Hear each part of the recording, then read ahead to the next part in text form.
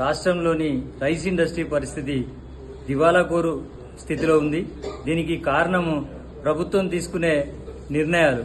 అది కూడా సరియైన సమయంలో సరియైన నిర్ణయాలు తీసుకోవాలి.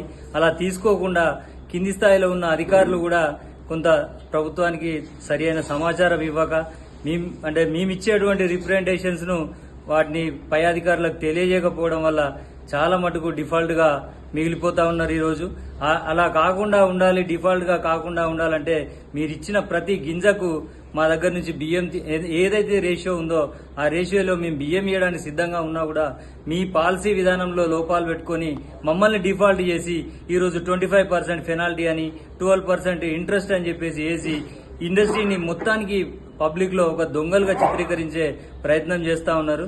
దయచేసి ఇప్పటికైనా ప్రభుత్వము ఎవరైతే డిఫాల్ట్ అయి ఉన్నారో వాళ్లకు జనజీవన స్రవంతిలో కలిపే విధంగా వాళ్ళను కూడా ఏదైనా నష్టం జరిగితే వాళ్లకు క్షమాభిక్ష పెడతారు.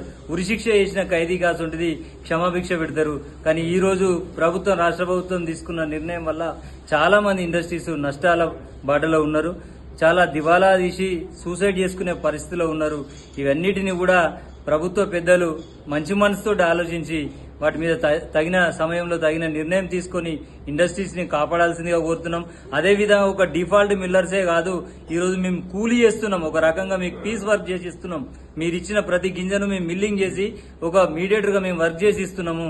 మా కూలీ పైసలు ఇవ్వమని అడుగుతున్నాము. ఆ కూలీ పైసలు ఇవ్వడానికి కూడా ఈ రోజు ప్రభుత్వం సరి అయిన టైంలో నిర్ణయాలు తీసుకోక ఇండస్ట్రీ దివాలా తీసే పరిస్థితిలో ఉన్నది. మా కూలీ పైసలు కూడా ఇప్పియాలని చెప్పేసి ఈ సందర్భంగా తెలియజేస్తా ఉన్నాం.